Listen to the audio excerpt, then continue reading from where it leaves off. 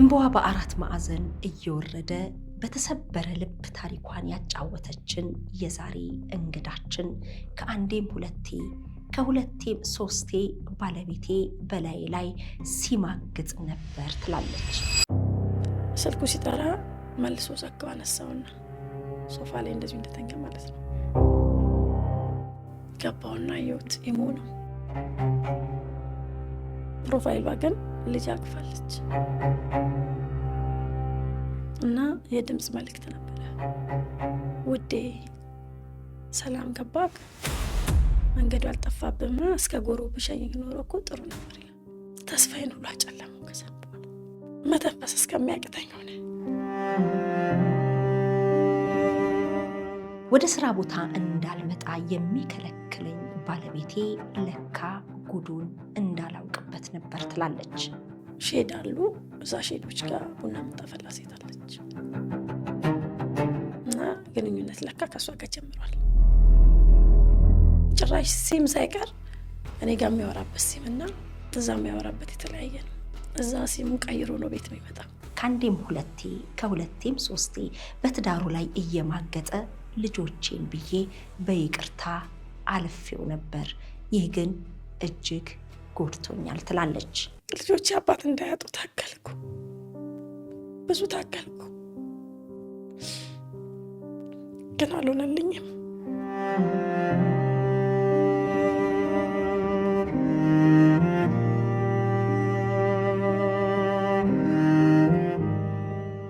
እጅግ ልብ የሚነካ የትዳር ህይወት ያሳለፈችውን ባለታሪካችንን ሙሉ ፕሮግራም እንድትከታተሉ በአክብሮት እንጋብዛለን። ለሸገር ኢንፎ አዲስ የሆናችሁ ሰብስክራይብ በማድረግ ቤተሰብ እንድትሆኑ፣ ይህ ቪዲዮ ለብዙዎች መድረስ እንዲችል ላይክ፣ ሼር እንድታደርጉ በአክብሮት እንጠይቃለን። ከኔ ህይወት ብዙ ሰዎች መማር አለባቸው። ቤቴ ቤቴን ስል የትዳር አጋሬ በላይ ላይ እየማገጠ ተጫውቶብኛል፣ ምናልባት ስላልተከታተልኩት ይሆን እያለችም ራሷን ትጠይቃለች። ሙሉ ፕሮግራሙን ተከታተሉ።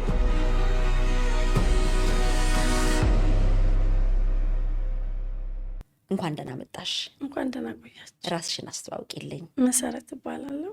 ከሞጆ ነው። ከሞጆ ከባለቤትሽ ጋር ወይንም ከልጆችሽ አባት ጋር በተፈጠረ ነገር የገባሽበትን ውጥንቅጥ ስትነግሪን ነበርና ምንድን ነው የተፈጠረው? ያው ከባለቤቴ ጋር መኖር ከጀመርን 12 ዓመታችንን ልንይዝ ነው እና ያው የተዋወቅነው ግሸን ማርያም ነው። መንፈሳዊ ቦታ። አዎ መንፈሳዊ ቦታ ነው። ያው ማንኛውም ሰው ለትዳር ጉጉ በመሆን ተጋባን። ተጋብተን ያው መንፈሳዊ ጉዞ አብራችሁ ሄዳችሁ ነው? አዎ ጉዞ ላይ ሄደን የተገናኘ ነውና ያው ከመጣን በኋላም ብዙም አልቆየንም፣ ግን ወዲያው ተጋባን። ብዙም እንጠናናም ብለን ጊዜ አልፈጀንም፣ ተጋባን። ተጋብተን ያው በ3 ዓመታችን ነው ልጅ የወለድ ነው። በ3 ዓመታችን ልጅ እንትን ስንወልድ ያው እርጉዝ እየሆንኩ ግን ትንሽ የባህሪ መለወጥ ነበረው።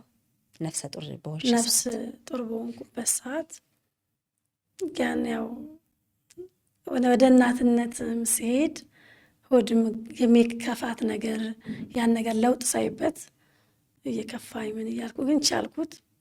ወልጄ አራስ ቤት ብዙ ነገር በቃ ፊት መንሳት ነገር አመጣብኝ። ግን ለቤተሰብም ስነግር ተደማጭነት አልነበረኝም። ልጁ ሌላ ሰው ፊት ላይ የሚያሳየው እና እኔ ጋር ያለው የተለየ ነበረ። ከውጪ መልካም የሚባል ሰው ነው በጣም እና ቀጥታ ምንድን ነው ያደረኩት?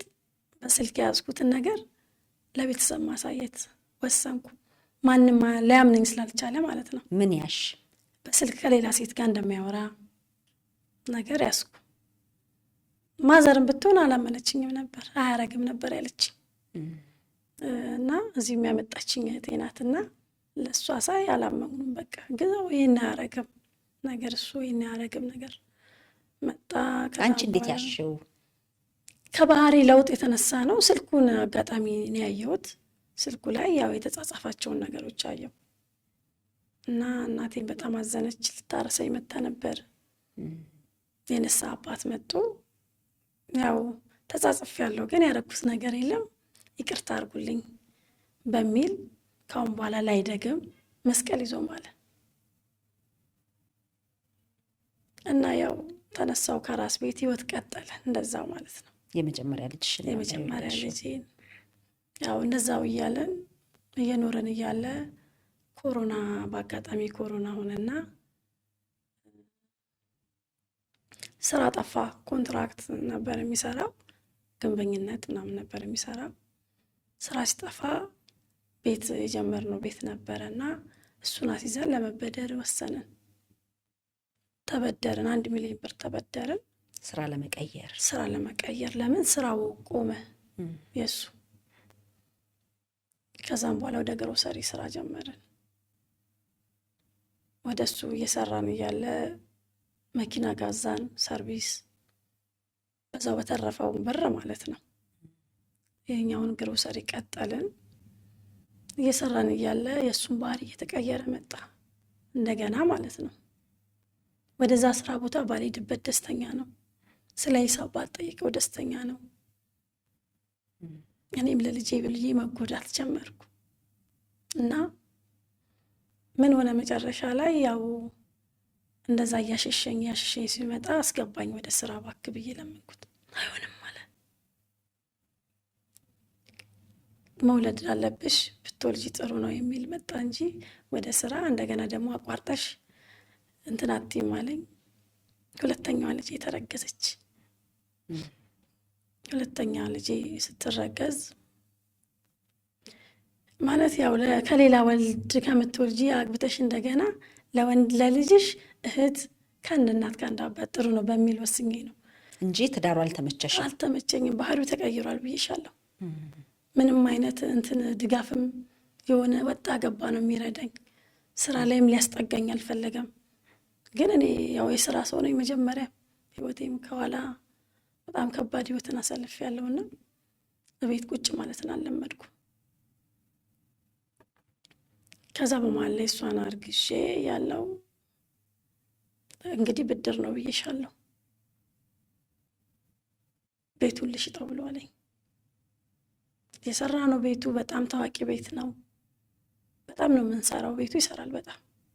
ለምን አልኩት። ግሮሰሪው ማለት ነው። አዎ ለምንድን ነው የምትሸጠው?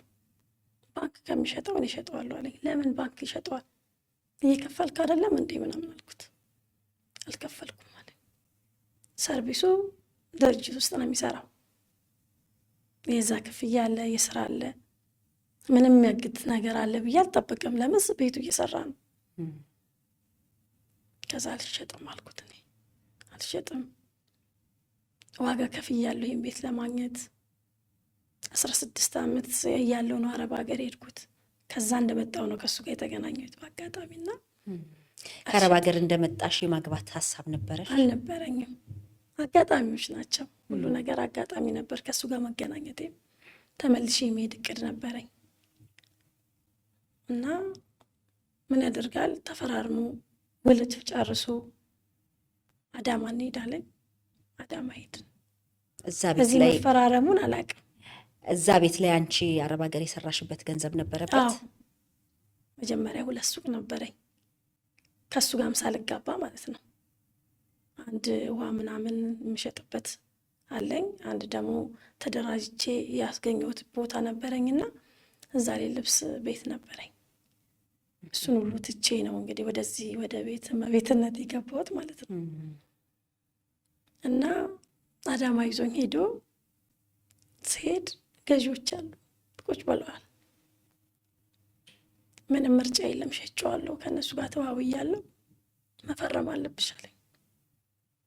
እንደዚህ አረከኝ ነው ያልኩት።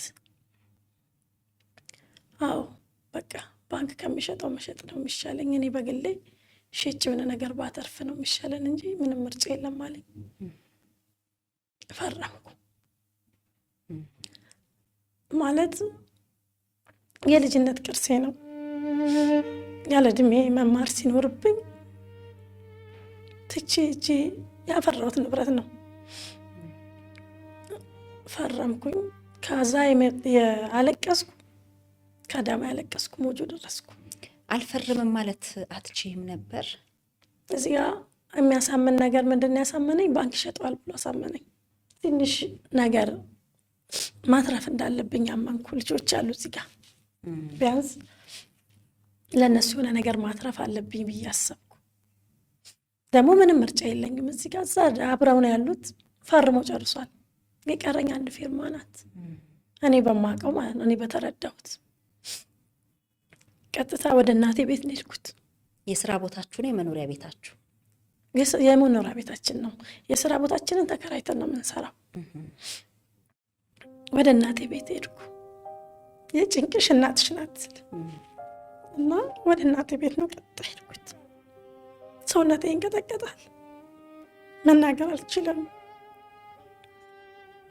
እናቴ ምን ሆንሽ የሚል ጥያቄ ነው የምታበዛው። ምን ሆንሽ ነው የምትለኝ። ምንም አልሆንኩም ልጄ ንገሪኝ እባክሽ፣ ባጠባሁሽ ጡቴ ንገሪኝ፣ ምን ሆነሽ ነው? ምንድን ነው የሆንሽው? ልጆቹ ምን ሆነው ትለኛለች። ቤቴ ሸጥኩት አልኳት። ለምን አለች። እስካሁን እዳው እየተከፈለ አልነበር እና ቤቱ ተሸጠ አልኳት። ምን ብዬ እንደምነግርሽ የእሷን ሁኔታ ደግሞ መንገር ያቅታል። ደካማ እናት ናት። ልጄ ተለወጠች፣ ከሰው ሀገር ወጣች ብላ ሁሌ ስለ እኔ ለሰው ሁሉ የምታወራ እናት በአጭር ጊዜ ውስጥ እንደዚህ አይነት መርዶ መንገር ደግሞ ያማል። እዛው ከተማ ነው ተወልደሽ ያደግሽው? የተወለድኩት ለቀምት ነው። ያው በልጅነታችን ወደ ሞጆ የገባ ነው እና ያለ አባት ያሳደገችኝን እናቴን አኮራታለሁ ስላዋረድኳት።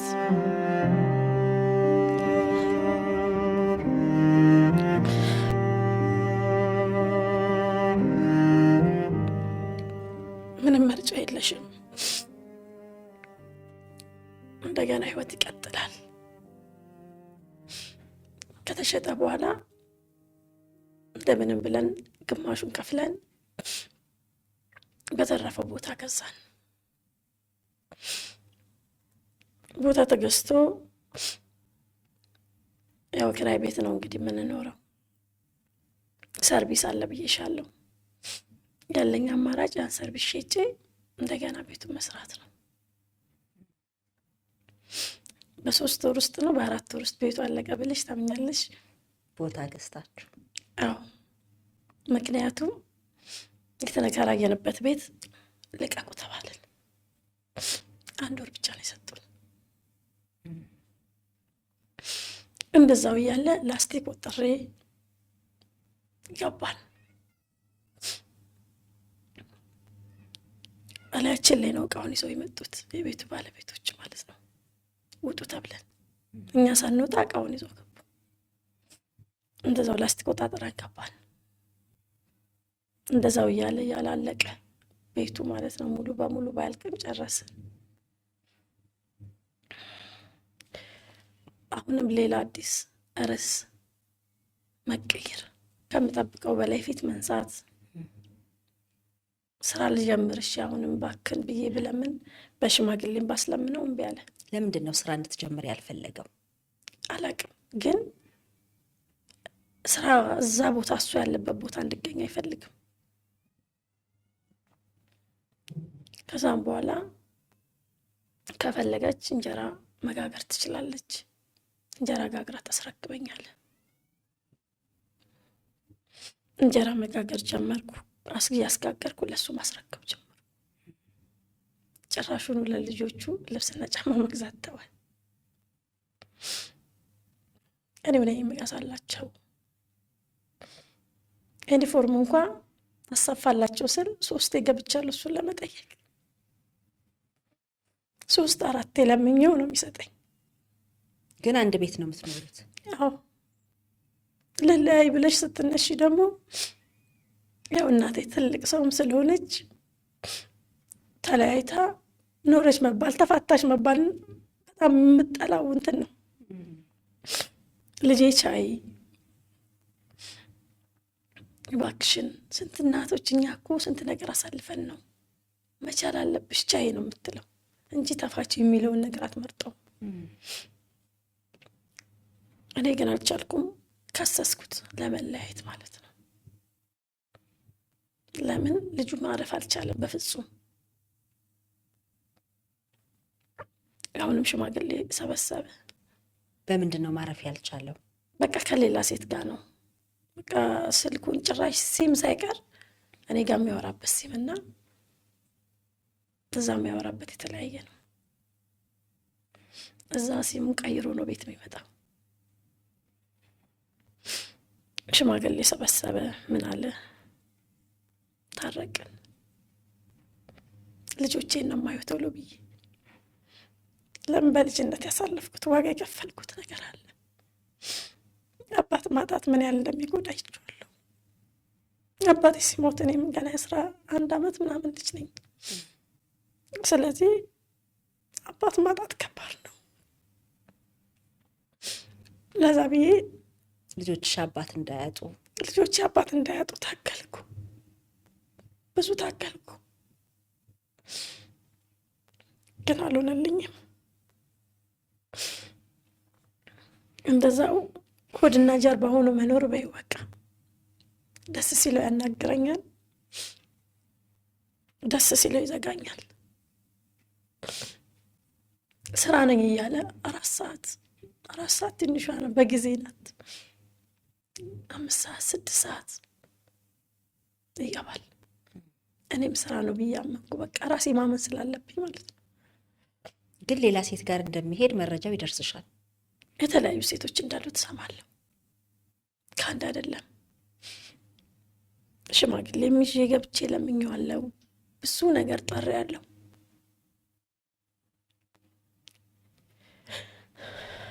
ከዛም በኋላ ያው መካከል ላይ ምን ያደርገኛል፣ 2ኛ ግሮሰሪ ከፍተን አስመርቀናል። እዛ ፊት ለፊት ቡና የምታፈላ ልጅ ነበረች፣ ግሮሰሪው በር ላይ። አዎ ሼድ አሉ። እዛ ሼዶች ጋር ቡና የምታፈላ ሴት አለች እና ግንኙነት ለካ ከሷ ጋር ጀምሯል። እዛው ስራ ቦታ ባለቤት ለምንድነው ባለቤት ለጆሮ ምንድነው ባዳ ነው የሚባለው? ጆሮ ለባለቤቱ ባዳ ነው። እና ወደዛ ሁሌም እንዴት አይፈልግም። እንደምንም ብዬ ምን አደረግኩኝ? ታግዬ እዚህኛው ግሮሰሪ ቢያንስ መጠጥ ውስጠኝ ብዬ ለመንኩት። መጠጡን ሰጠኝ። እንጀራውን አቆምኩ። ለእህቱ ሰጠዋት። እህቱ እንድታስረክብ አረኩ። ከዛም በኋላ ምግቡን እሱ ነው የሚሰራው። አይሰጠኝም። የምግብ ሂሳብ እኔ ጋ ይገባው። ያችን የምግብ ሂሳብ የመጠጥን ሂሳብ 5 ሳጥን ቢራ ሰጠኝ። 2 በርሜል ቢራ ሰጠኝ። መነሻ ማለት ነው። መነሻ በሷ እየታገልኩ ያው ለልጆቼ ልብስ መግዛት ትቷል። ምንም ማረክ ትቷል። እሱን እየሰራው ቆየው።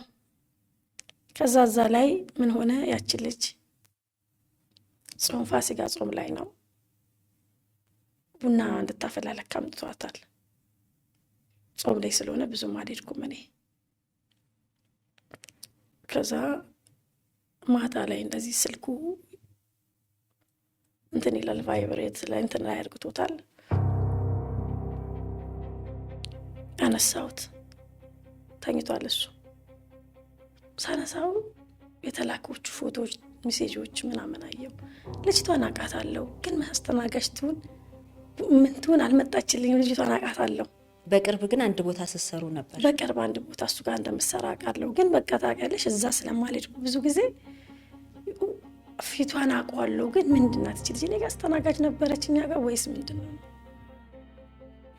ይሄን ነገር ለእህትዩ አሳየው።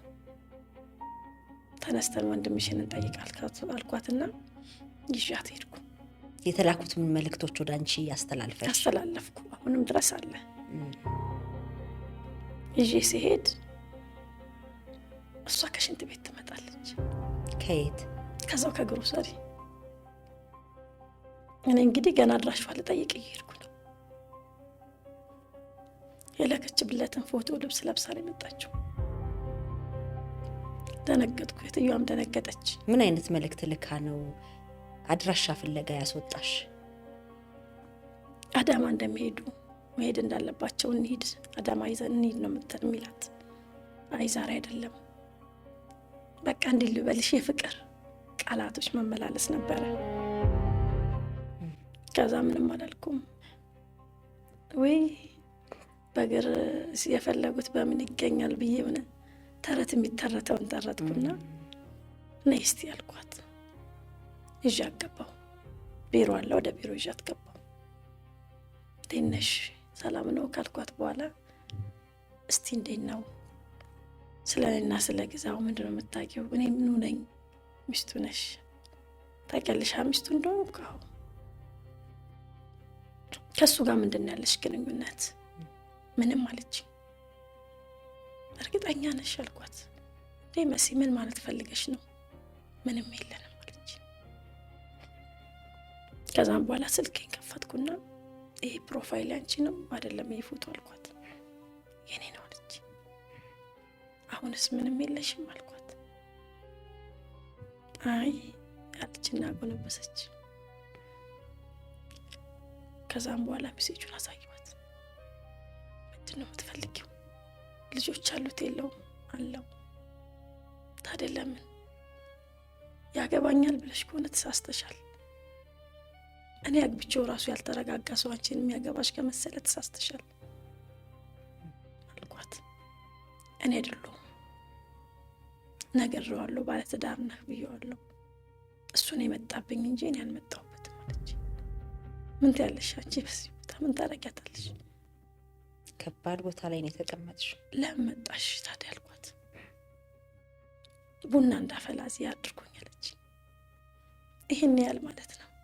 ስለዚህ ቀደም ብለው ግንኙነት ጀምረው ነው ወደዛ ያመጣት? አዎ እንግዲህ ይመስለኛል እዛ ሲታወቅበት ነው ወደዚህ ያመጣት። የት ማለት ነው? እዛ ስራ ቦታ ያው ሁሉም ሲያቀበት እንደ ማሸሸት አድርጎት ይሁን አላውቅም። ሁለተኛ የከፈታችሁበት ግሮሰሪ ያመጣት? የመጀመሪያው ግሮሰሪ ነው ያመጣት። ሁለተኛው ግሮሰሪ ነበረች መጀመሪያ። እሷ ምንም አላረግሽም ግን ውጪ ከዚህ። እሱን የቻልኩት የልጆች አባት ስለሆነ ነው። ግን አንቺን እያዩሽ መቋቋም ስለማልችል ይችልኝ አልኳት። ምንም አላለችም። እሷም እግዚአብሔር ይስጣት ተነስታ ሄደች። ከዛ በሽማግሌ ያዝኩት። በቃ ለያዩን አልፈልግም፣ ይሄ ነው እያሳዩዋቸው ለጓደኞቹ። እሱም አመነ። አልዋሽም ማለት አልካደም እንትን ማለቱን። ግን ምንድን ነው የሚለው ሁሌ ምክንያት ከሌላ ሴቶች ጋር ግንኙነት እንትን ሲል በስልክ ነው እንጂ ሌላ ነገር አላረኩም ብሎ ነው እንትን የሚለውና ሆይ ሆይ ተባለ። አሁንም እንዳልኩሽ ልጆች አሉ። ምንድን ነው ሆይ ሆዩ? መታረቅ አለባችሁ ተባለ። አላጠፋም ነው ወይስ? አጥፍቷል፣ ግን ይቀርበዩ። እንደውም አንደኛው ጓደኛው ምን አለ፣ መሲ የሰጠችን እድል ማንም አይሰጥም። የኔ ሚስት ብትሆን አለው ይሄን ያህል እድል እንደማሰጠኝ እርግጠኛ ነኝ ነው ያለው ፊቴ። ለምን ከአንዴም ሁለቴም ሶስቴም ሽምግልና ቆመዋል። ይሄ ከአንዴም ሁለቴም ሶስቴም ከዚሁ ጋር በተያያዘ? አዎ በሱ የተነሳ ነው። እና አንቺ ሁሉ ሶስተኛ ድረስ ስትይዥው እንዴት ይቅርታ ልብ አገኘሽ? ልጆቼ ምንም አይደለም። ልጆቼ እንዳልኩሽ ለእናቴ አንደኛ እናቴ ደካማ ናት ማለት ትናንትን ያሳለፍኩትን ህይወት ስለምናውቀው ከተለያዩ ስደት እንደሚሄድ ነው የምታውቀው። ተመልሳ ትሄድብኛለች፣ ልጆቹን ትበትናለች የሚል እንትን አላት። በተለይ ወንዱ ልጄ ደግሞ ለሱ ትልቅ ቦታ አለው። እንደ ትልቅ ልጅ ሶፋ ላይ ተኝቶ እስከ 4 ሰዓት ይጠብቀዋል አባቱ እስከሚገባ። ስለዚህ ያንን ስልታገላለሁ።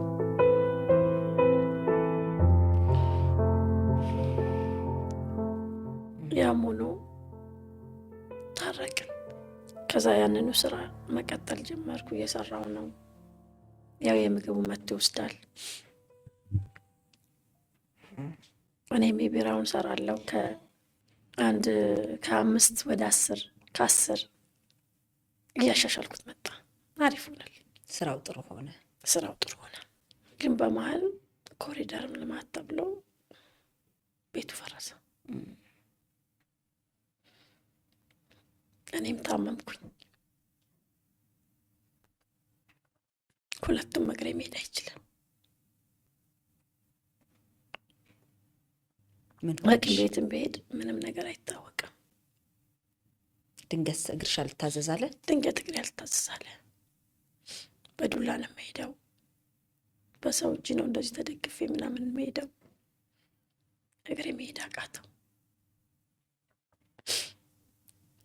ግን እንደዛ ሞኝ ሐኪም ቤት እንኳን ሊወስደኝ ደስተኛ አልነበረም። ጸበሉ ሰደኝ ስለው ሰርቪስ አይደለሁም አለኝ። ያን ያህል በቃ አለቀልኝ። በፊት ነኝ። ጭራሽ እሱ እጅ ላይ ወደኩ።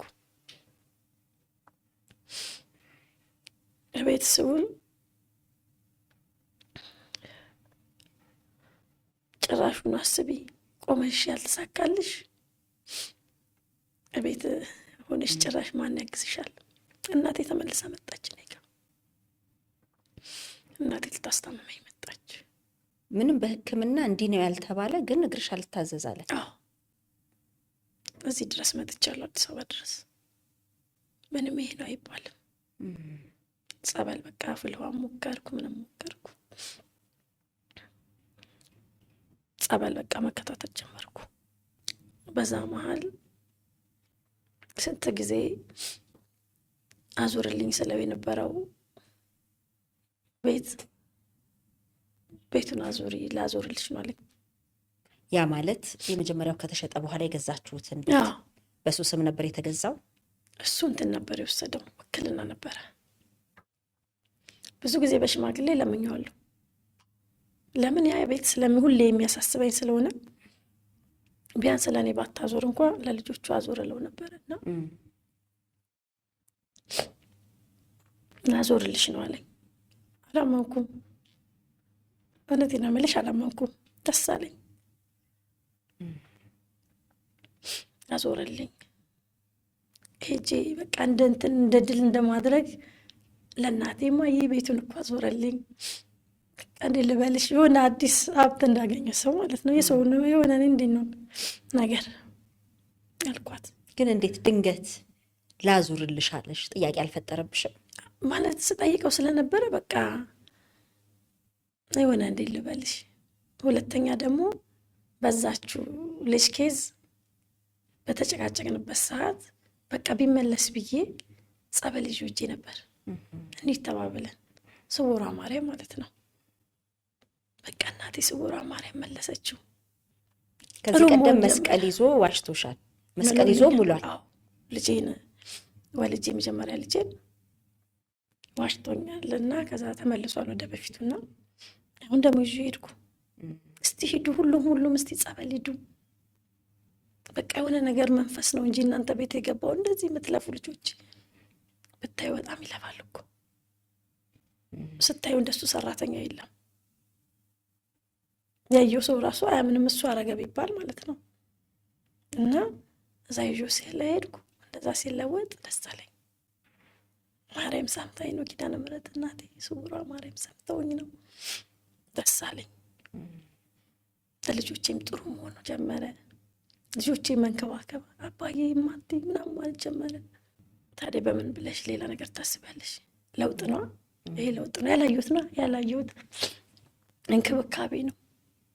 ብዙ ዓመት የምለምነው ቤታችሁ ብዙ ዓመት የምለምነው እንትን ነው፣ ልመና ነው ከፈጣሪ። ተሳካልኝ ብዬ አምላኬ ተመስገን፣ ወደ ቤቱ የመለስክልኝ አምላክ ተመስገን አልኩ። ልቤ ማረፍ ጀመረ።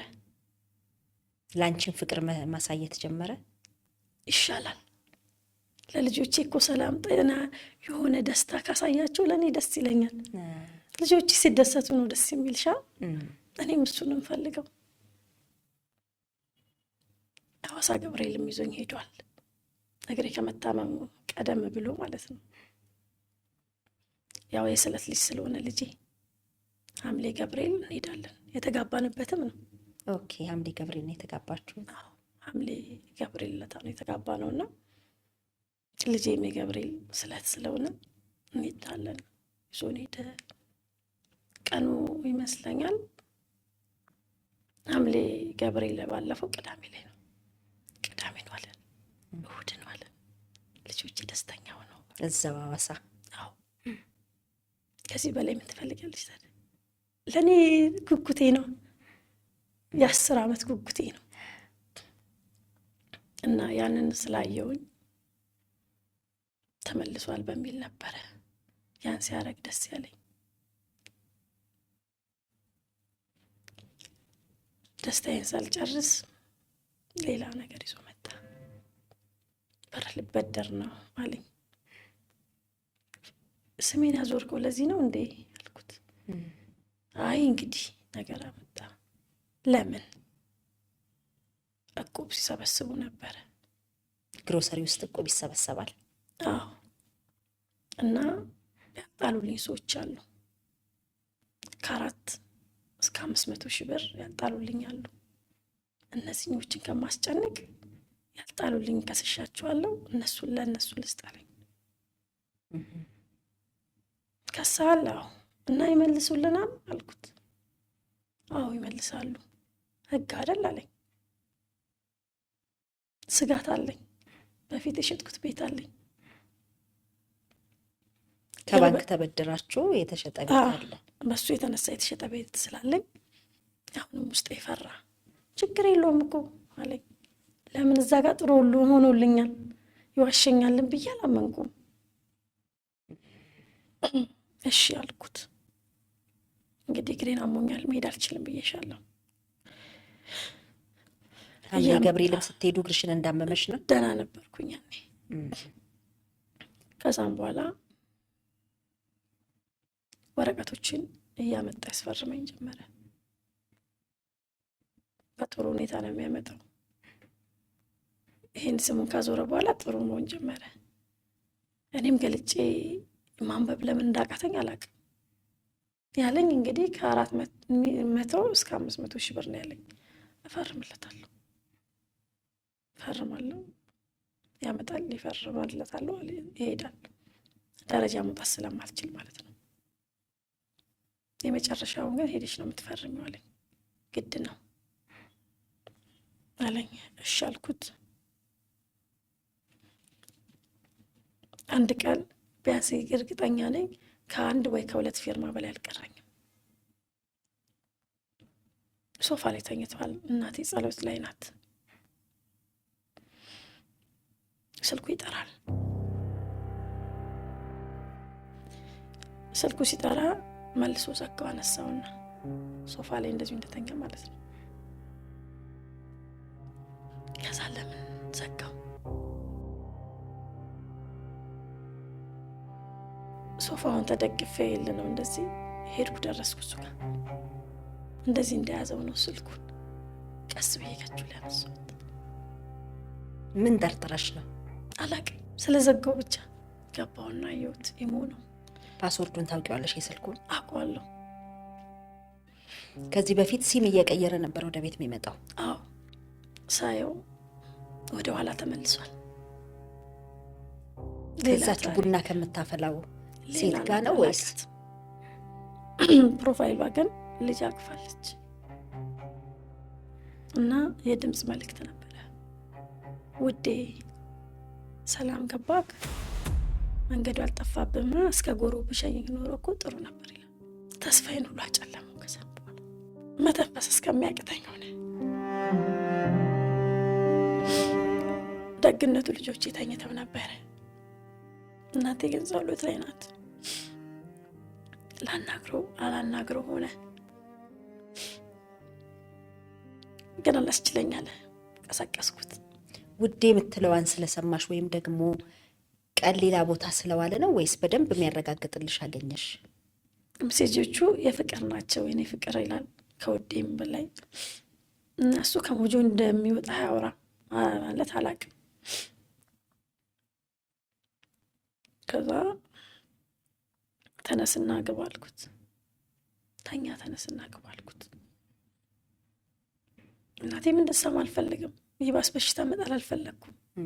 ለምን እዚህ ጋር ቤቱን ስለቀየረው ምን ስላው ደስታ ነገር አይታለሁ። ከዛም በኋላ ገባ። ለኛ ሲል አያተኛ ቆይ እስቲ ጠይቅ ጥያቄ ያለኝ አልኩት። ምንድነው አለኝ። ስልኩን አውጥቼ ልጁ አቅፋ ያለችው ሕፃን ልጅ ነው ብዬሻለሁ ፕሮፋይሏ። ይሄ ልጅ አንተ ነው አይደለም ብዬ ጠየቅኩት። ምንም አልፈልግም ይሄን ብቻ ንገረኝ፣ ላለፈ ታሪክ አታውሪ አለኝ። ምን ማለት ነው አልኩት።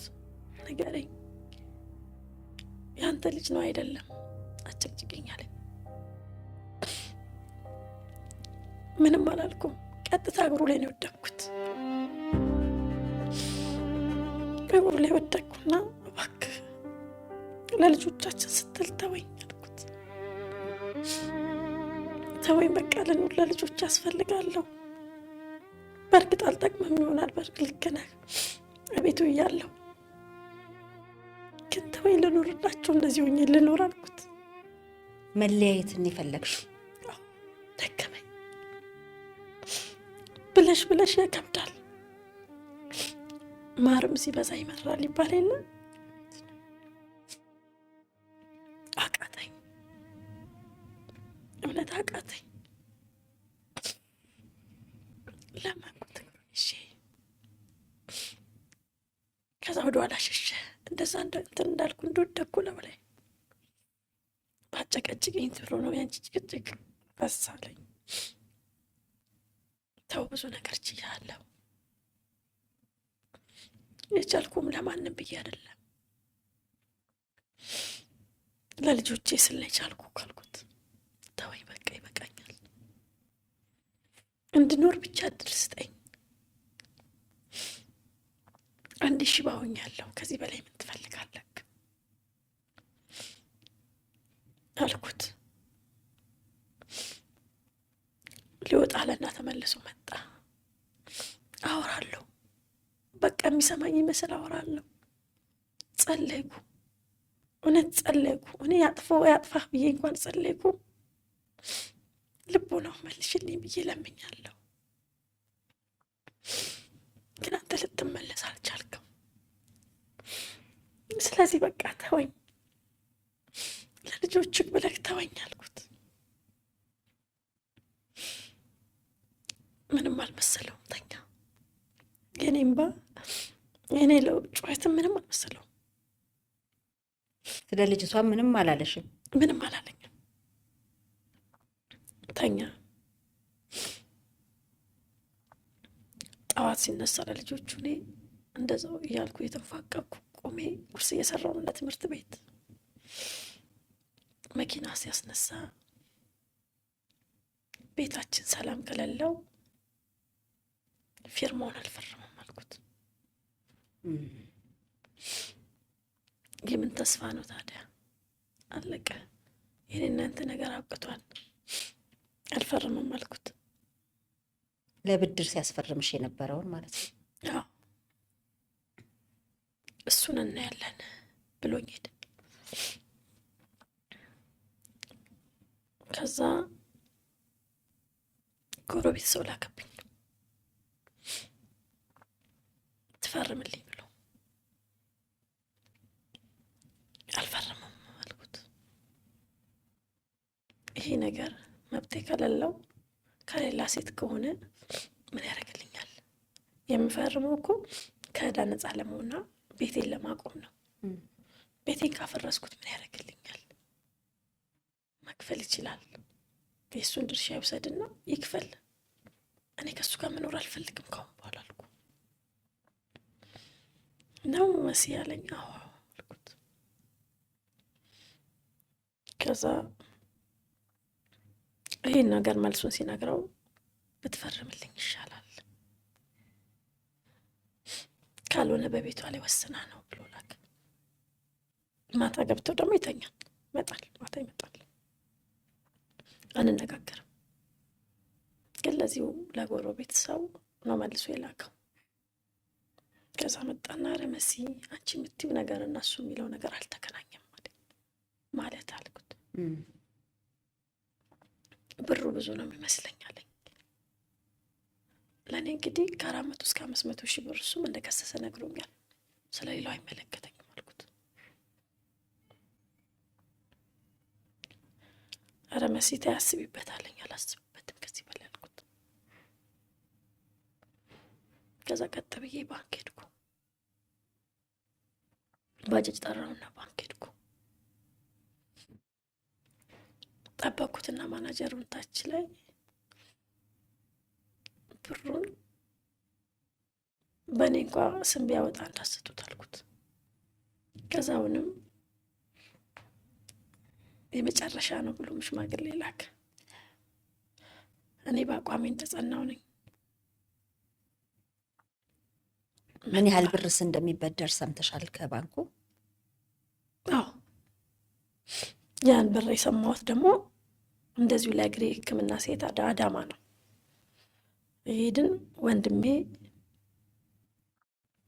ባንኩ ጉዳይ እንዴት ሆነልህ ይለዋል። መኪናውን ይዞ የነበረ ወንድሜ ነበር በወቅቱ። እሱም አብሯችሁ ነበር? እሱም አብሮን ነበርና እየጨረስኩ ነው ብሎታል። ከዛ ምን ያህል ጠየክ ብሎ ሲለው 1.3 አለ። እሱም መሪው እንደዚህ እንደያዘ ዞር ብሎ ያየኛል። እኔም ግራ ገባኝ እና ምንድነው የሆነ ቦታ ከኛ ጎን አለ ተከራይተን ነው የምንሰራው ብዬሻለሁ። ቢያንስ ይሄ ጥሩ ቦታ ላይ ስላለ ነገ አሪፍ ቦታ ስራ ስለሚሆን እንግዛው ብዬ የጨቀጭቀው ነበርና እሱን ሊገዛልኝ ነበር የመሰለኝ። 3 ሲል 3 ምን 300 ይሁን 3 ግን ድንጋጤ ፈጥሮብናል። 3 ሚሊዮን ከሆነ እንደዚህ ነው። 3 ከሆነ እስከ ስንት ብሏል? ከ4 እስከ 500 ሺህ ብር ብሏል። የተወሰነ ሊጨምር ነው እና ሊከፍል ነው። ግን ይሄ ከሆነ ይሄ ነው አልኩት። ከወረድን በኋላ እንደውም ወንድሜን 300 ነው 3 ሚሊዮን ነው ግን ያለን እያልኩ 3 ሚሊዮን ከሆነ ግድ የለህም ይህን ቦታ ሊገዛልኝ ነው ማለት ነው። ጎን ለጎን ነው ቦታው። አንቺ ተስፋ ነው የምታደርጊው? ተስፋ አለኝ። ምንም ቢያደርገኝ ግን ተስፋ አለኝ። የሚገርምሽ ከዛ በዛ የተነሳ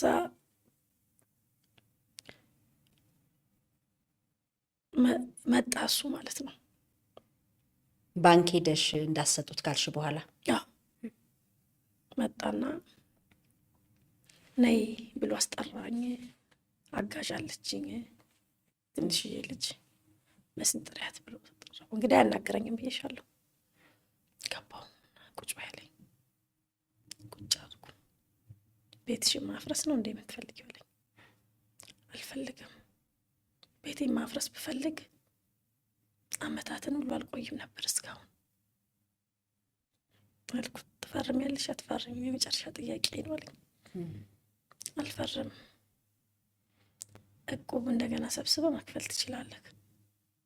ሲጀመር እስካሁን የበላኸውን ብርም አልነገርከኝም የት እንዳረከው። ስለዚህ እኔ አልፈርምም አልኩት። ይቆጭሻል፣ የእጅሽን ታገኛለሽ አለኝ። እኔ ነው እንደዛ የምትለኝ አልኩት። ምን ባረኩ እጄን እከፍላለሁ። ቻው ብሎኝ ጥሎ ሄደ። ጠበቅኩትም፣ ማታም እስከ ማታ ጠበቅኩት። ባያናግረኝም ይመጣል መሽቶም ቢሆን። የለም ደወሉልኝ ከስራ ቦታ። መሲ ሂሳብ ስር እያሉኝ። ከመቼ ጀምሮ ነው እንደዚህ የሆንኩ ስራ ቦታ የምመጣው? ያውም እዛ ከመቼ ጀምሮ ነው የዛን ቤት ሂሳብ የምሰራው? አልነገረሽም እንዲ ያሉኝ። ምኑን? ጸበል እንደሄደ አልነገረኝም። በቃ መጥቼ እሰራለሁ። ነገርሻለሁ። ከፊት ስወራ ይዤ ነበር እና ስልክ እንዘጋለን ሞከርኩለት። ስልኩ ዝግ ነው። መኪናውን ይዞ ነው የሄደው አልኩት። አዎ አለኝ። ጸበል ነው ሄደው። በቃ ሄድኩ፣ ሂሳብ ሰራው፣ ሞከርኩ፣ ስልኩን አይሰራም። አንድ ስልክ ተደወለልኝ። አነሳሁት። ከዛም በኋላ እቁብ ይሰበስቡ ነበርና የእቁቡ ዳኛ ነው። አክስቴ ያለኝ እንደ አክስቴ አጎቴ ነው የምንባባለው። ጋሼ ሲለኝ ጸበል ሄዷል። ኧረ እባክሽ አለኝ። በሄደ በስንተኛው ቀን ማለት ነው? በሶስተኛ ቀን ምናምን ቢሆን ነው። ብሩን ይዞ ጠርጎ የሄደው ምናምን አለ። ምን ያህል ብር አልኩት። 4 ሚሊዮን አለ። ከበድኩ። የሆንኩትንም አላውቅም። ቀጥታ ፖሊስ ጣቢያ ሄድኩ።